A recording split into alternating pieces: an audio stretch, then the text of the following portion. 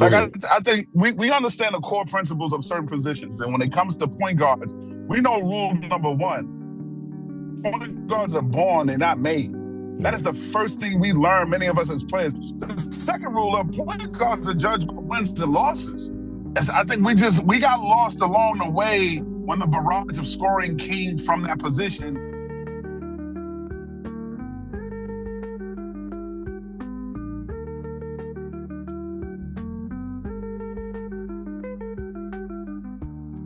Again, we can never, ever veer away, like you said before, Rand, from the principles that the great James Naismith, Henry Iver, like the greats that we know exist, that made this game the game that we all played and came through and loved. We can't dismiss the fundamental principles. I don't care where the game goes. I don't care how many threes we shoot.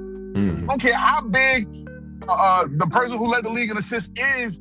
Positions were defined for a reason at the onset. Right. The onset. Right. Like there may be a revolution, but it ain't no evolution. Evolutions. Right. You know what I'm saying? Like we get that confused.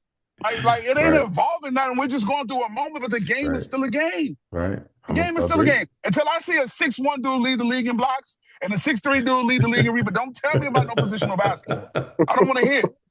Because it's not true. That's funny.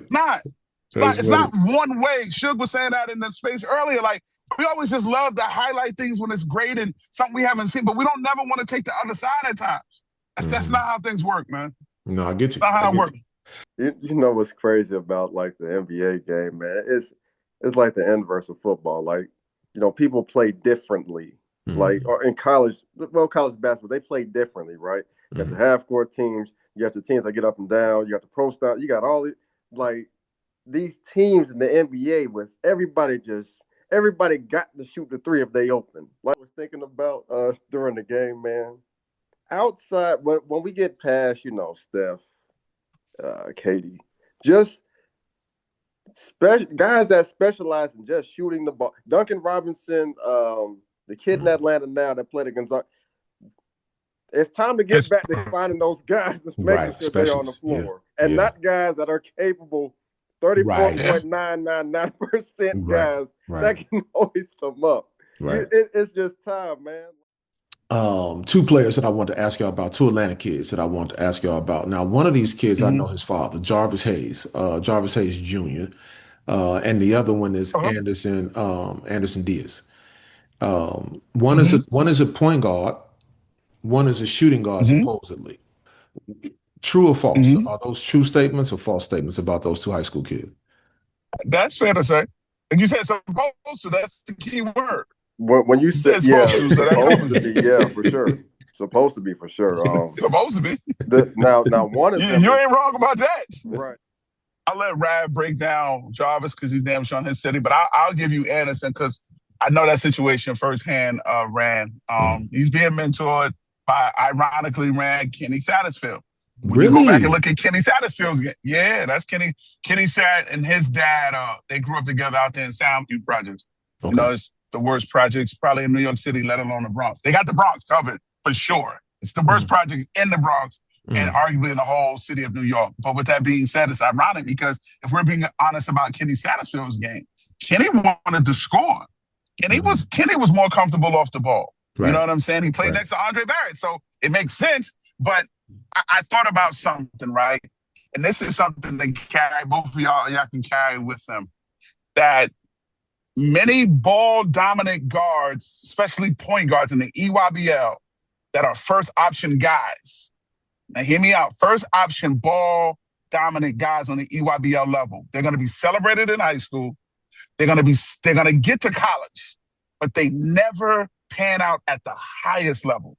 So when I'm going to give you the names, y'all going to see where I'm going. Alonzo Trier, Isaiah Briscoe, Malik Newman, Deshaun Ruffin. These are guys that they will, and mind you, all make down All-Americans. So Anderson is in that line. But you're developing, this is why I think pro teams be missing it too, that this is such an important level and stage because the habits that they are going to hold close to, that if they get to the pros, they're always going to revert back to this stage. And in Anderson's position, he's a ball-dominant guy. Like, he got to have the ball. He doesn't know how to play without it. He feels that he got to probe and he got to feel on it and feel on it. And Rand, you and I both know they got the 2-second rule in college. And if you don't do something with it in 2 seconds, you got to get off it. You got to get off of it. You got to get off it. If you're feeling on it that long, you're playing for a coach that is probably going to be fired. He's probably going to be fired. And I don't know, that may be the best situation for him. But he was phenomenal. He went 3-0. I mean, he beat up on the Oakland Soldiers, Rand, which they had a good group with Malachi Jordan, actually Jason Garden Jr., and they actually have a really good shooter by the name, and I just put it in a report, Rand, Trevor Dixon, kid out of Modesto Christian. He went to Chuck Hayes High School. And that kid is arguably one of the top 3 shooters in the country. Like, he could shoot the leather off that damn ball for real. Like, his wind up, it looked WNBA-ish, but that he could shoot. As a matter of fact, Rab was with me. Rab was like, yo, who's Bubba? Because we watched him in a pro skills game. And I said, yo, number 2, he got a rifle. First 2 shots, Rand, splash. And he's like, well, I don't need to see nothing else here. Like, but to Anderson's credit, he handled all those guys. You know what I'm saying? And he did his thing. But he's got to work on playing off it and without it in his hand. Again, can he go somewhere and they're going to let him do that? Sure. Is it the best place for him? I don't know. And again, Kenny's in control of that with his dad and how they're going about with that. So it'll be interesting to see where that kid ends up, though. What's going on with Jarvis? Because I remember, I played against his dad. I think we might have been in some of the same countries together playing internationally. Is the kid like his father? Play like his father? Or no? Man, that dude is. I'm gonna tell you what I really like about him. Like, he gets to the, like, he goes hard at the rim. Like, when you talk, we always talk about kids, not making strong plays. Not being able to get by their guy. Like, when he's by you, man, he's by you. He can finish really well. He shot the ball well. I think those are 2, great indicators for a guy that plays the wing. And I mean, he's really good at it. Even in the I believe it was the Final Four this year. He, made a big play to his brother.